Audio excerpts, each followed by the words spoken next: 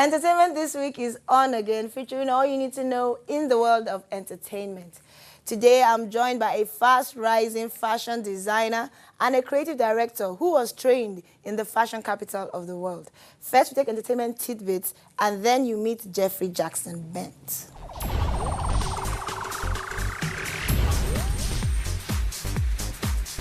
Chimamanda Ngozi Adichie's third novel, Americana, has been awarded the 2013 Chicago Tribune Heartland Prize for Fiction. The Heartland Prize is a literary prize created in 1988 by the Chicago Tribune newspaper.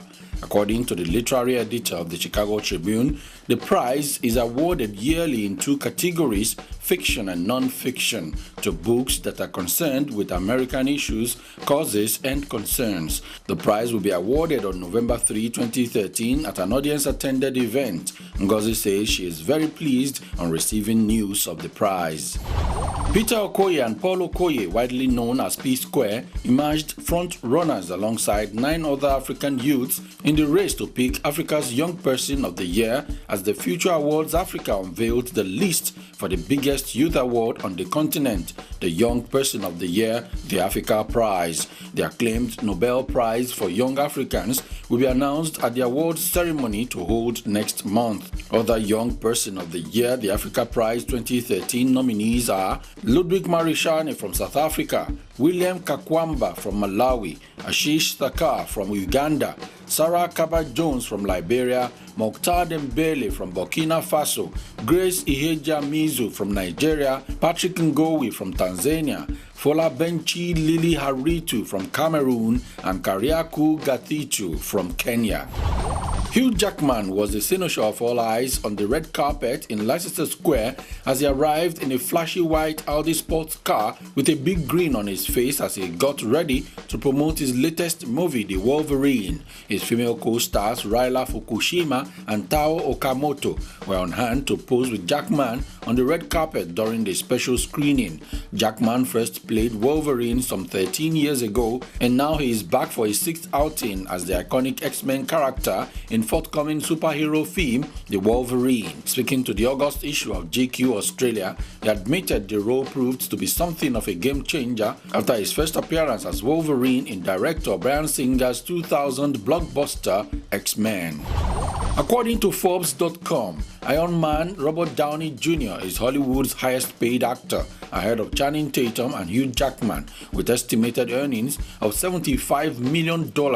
48-year-old Downey starred in Disney's Marvel superhero films The Avengers in 2012 and Iron Man 3 in 2013, each of which earned more than $1 billion at the box office, assuring him the top spot in the annual ranking of Hollywood's top acting earners. Late Kung Fu superstar Bruce Lee's fans are marking his death 40 years ago this weekend with art gallery shows, exhibitions, and even great graffiti, while some are urging Hong Kong's government to do more to honor the former British colony's biggest star.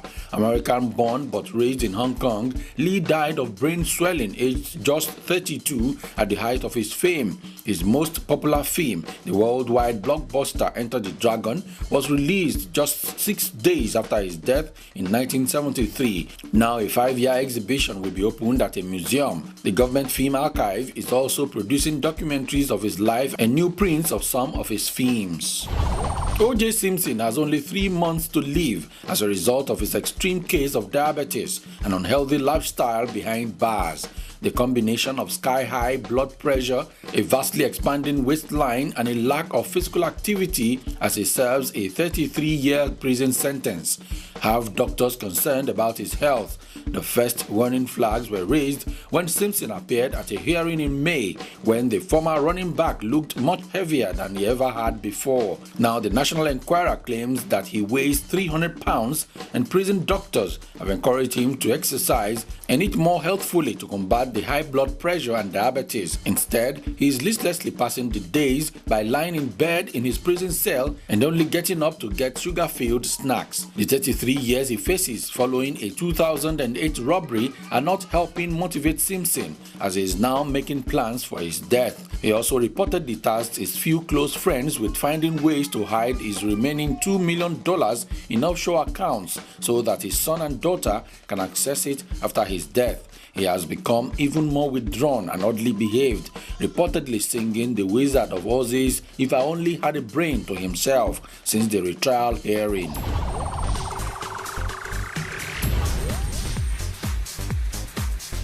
I'm joined by Jeffrey Jackson Bent. He's a fashion designer with vast experience in Nigeria, South Africa, Italy.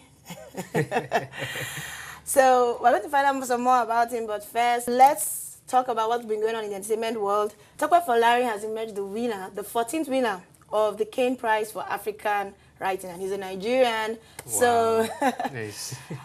so what do you think about that? Well, what I would say is Nigeria in general, I'm always proud of my country because we are very creative, we're very intelligent. And considering all the bad media we get, bad press we get normally, we really have to celebrate when we... Yeah, we have to celebrate the ones that they really do the job.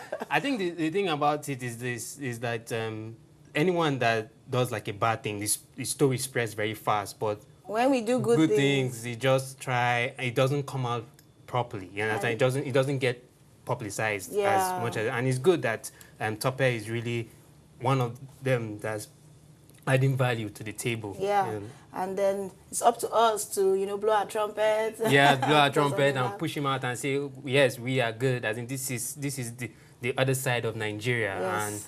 and people should start looking into Nigeria. Yeah, as definitely. a good country. Okay, then let's talk about Lauryn Hill, who is serving a 3-month prison sentence for tax evasion. And I really love Lauryn Hill. Like, me too. I've been like a fan of her since Fugees, and I've listened to all her solo. Was it like she had like 2 solo albums? 2 solo albums and 1 Grammy Awards. Okay. And I really, Lauryn Hill actually is my favorite, one of my favorite artists, female artists, and she's one of the best artists I know. That I feel that it's unfortunate that she had to go That's through the thing that. about America. It's like they don't really care that you're a celebrity.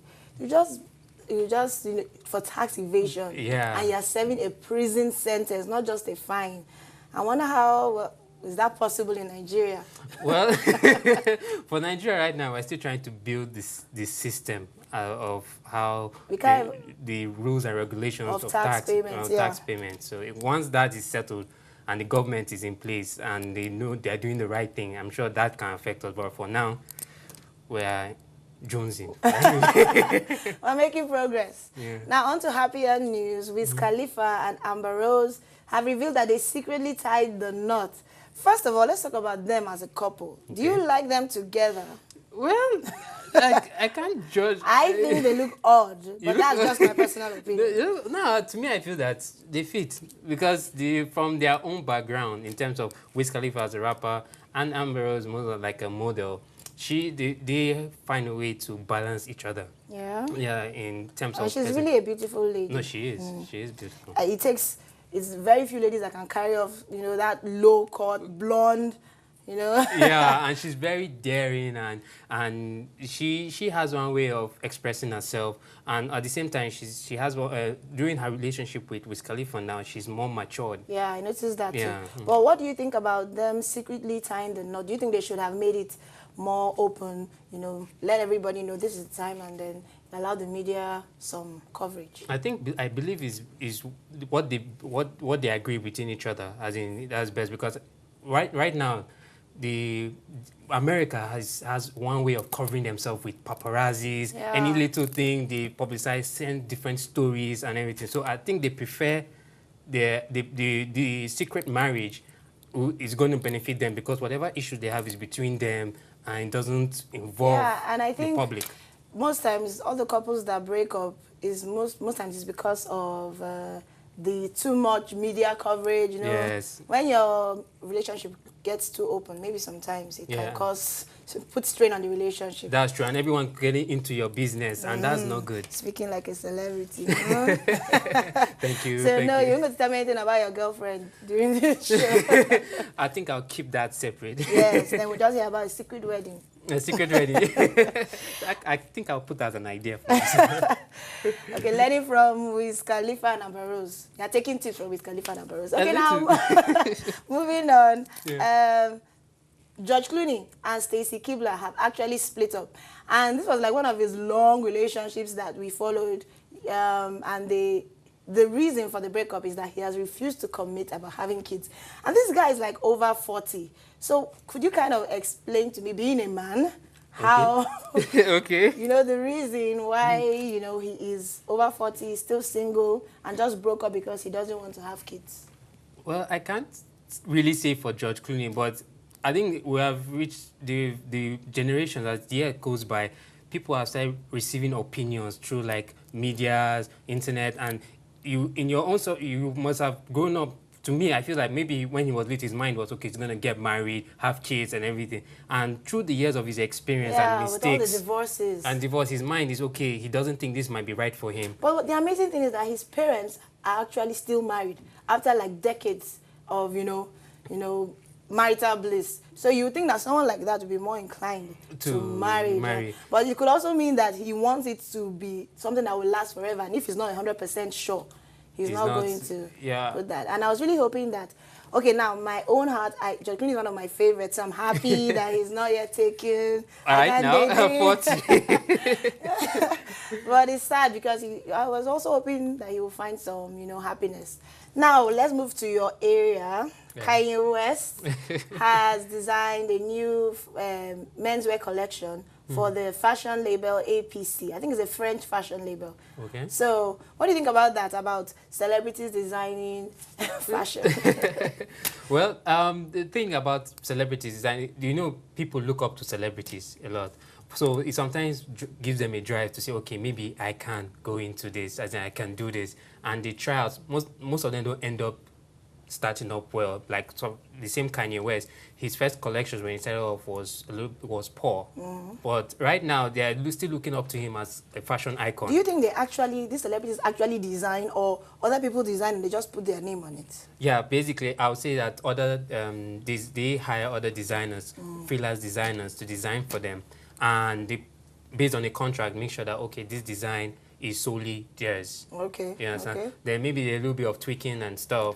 So someone else does all the hard work, and then you just say, okay, I like this, it's my style, and then, you know, put your name on it. Is that the way it normally works? It's possible. Yeah, it does. Yeah, it normally works like that. At the same time, you as the person that not only does it, you might say, I love colors. You have the ideas of colors. Okay. I like playing with colors. So the designer comes up, gives out different ideas with a mood board and say, these are the designs with colors you can work with. And you say, okay, yes, this is what, and you... Okay, I understand that. Okay, so it kind of brings it to life, brings your dream to life. Brings your dream to life. Okay, I understand that. Let's hope that this new fashion collection will do better than the previous one. I hope so Okay, too. so we'll take a very short break and then we'll find out more about the fast-rising fashion star, fashion designer. Thank you. And we'll be right back.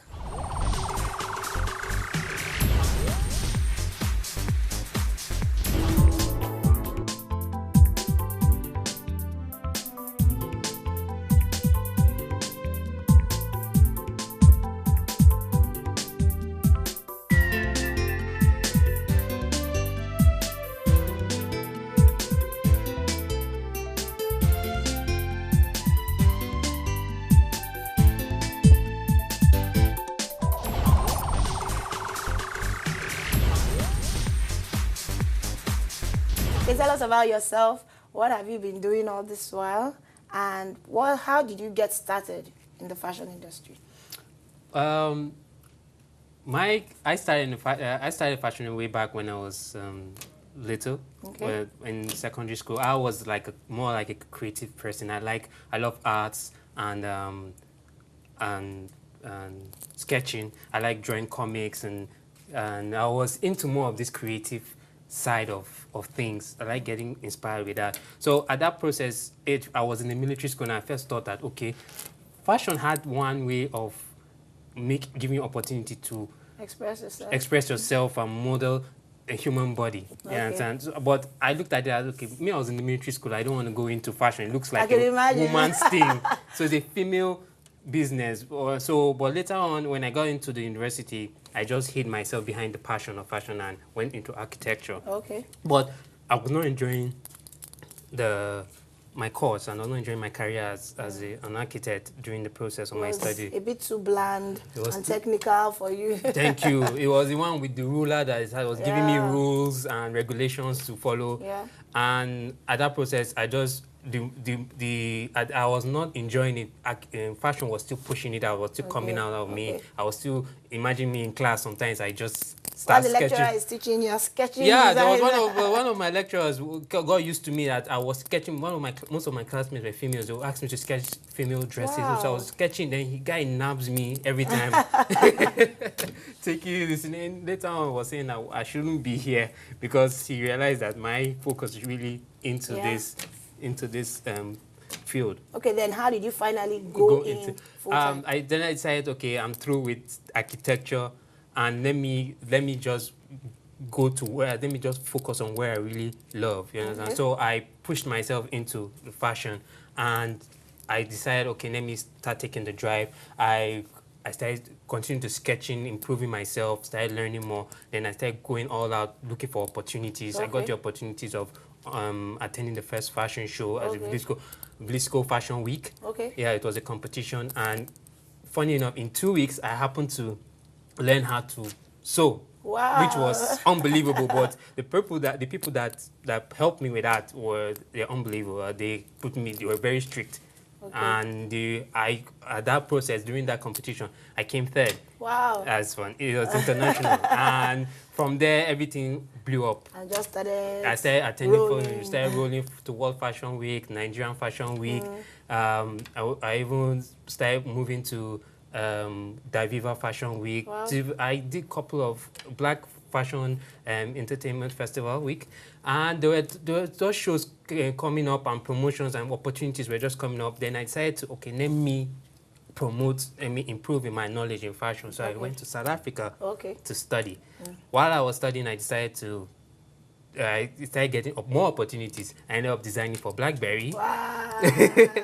Yeah, and also designed for Durban Fashion Week in South Africa. That's a very big fashion event that happens every year. Okay. Then I also got involved with, I was also picked by Richard Branson's company. Yeah, the Branson, you're now Virgin Atlantic. So he had a company, Branson Entrepreneur Center, where they train and invest into entrepreneurs, the network and the organize programs and take you around the world. So you were chosen as part of their members, as in I was among their candidates, and I'm still in. Okay, so they advise, they finance. They finance, they organize shows, they network, they connect us with investors and work with us and keep us with our business and the progress of how we will move in entrepreneurial life. Yeah. Okay, that's really wonderful. You really achieved a lot in that's like 2-3 years, right? Yeah, just like a short while, 2-3 years. And before then, I was doing a fashion week, a fashion show in South Africa, and something just happened that I had to move to Milan. That's another opportunity that carried me. It's just like you were moving, and once you just made up your mind, you just shut up and everything just started moving. Yeah, so really wonderful. Yeah. Again, now you described yourself as eccentric, crazy, daring, addicted to creating new things. So you're going to explain what all these adjectives mean. Oh, wow, that's going to put me in trouble. Yeah, but I say that based on my personality, because my family and my friends know me as someone I love having fun. I'm a crazy person. I like doing, based on being serious with what I love doing in my career. In my own social life, personal life, I like seeing people happy. I like having fun. So do you think this playful side shows in your designs? Actually, yeah. It inspires me to even create more. It challenges me to go further, because there's sometimes I think about crazy stuff and say, okay, I want to do this crazy. And people look at me and say, wow, is it possible? And when they say, is it possible, that's when I know that, yes, it's daring. I must do this. I must do this to prove you wrong. And I end up doing that. And it gives me more room to do more. Okay. So, and the next project I'm working on in Milan, Italy now, is one of the projects that I believe is going to be mind-blowing and is going global. So, but I'm keeping you guys in suspense for that. I'm not going to reveal it to you. Okay, we are waiting. with bated breath. Okay, now let's talk about what you think about the Nigerian fashion sense. Generally speaking, okay, with your background in fashion, what do you think about the way Nigerians dress? Well, I would just say the fashion industry right now in Nigeria is a wonderful industry. The reason why I'm saying this is because Nigerians are creative, and they are daring, they are bold, they like working with colors. They have one way of working with colors and the silhouettes. No grays or blacks for us. Nothing. they go all out and it works for them. And if, at the same time, they appear beautiful with it. The thing that right now we might be lacking is promotion in terms of business. We have to improve in the fashion business, and we have to find buyers that will push out our products. Yeah, really showcase, you know, the young talent too. Yeah, showcase the young talent, and in a way that we have mostly in fashion shows, we don't only just bring people that just sit down and look at your stuff and just say, let me take your number. Okay. We have buyers, they bring buyers and public representatives that will come in and say, okay, I want this product. I want to buy this product too. Or maybe you want to invest in it. Yeah, basically and that's the main essence for buyers in every fashion show. Okay. To promote it. It's not just the single purchases. It's not the single purchases. It's for you to take your one single product and take it around the world, spread it around the world.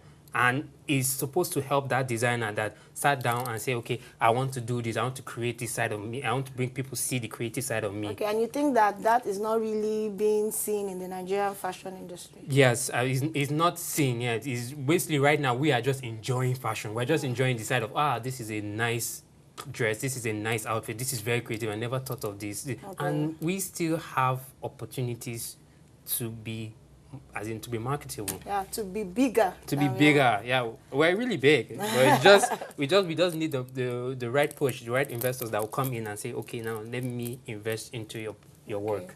That's food for thought. Now let's talk about what advice will you give to young ones who are considering entering into this business, male and female?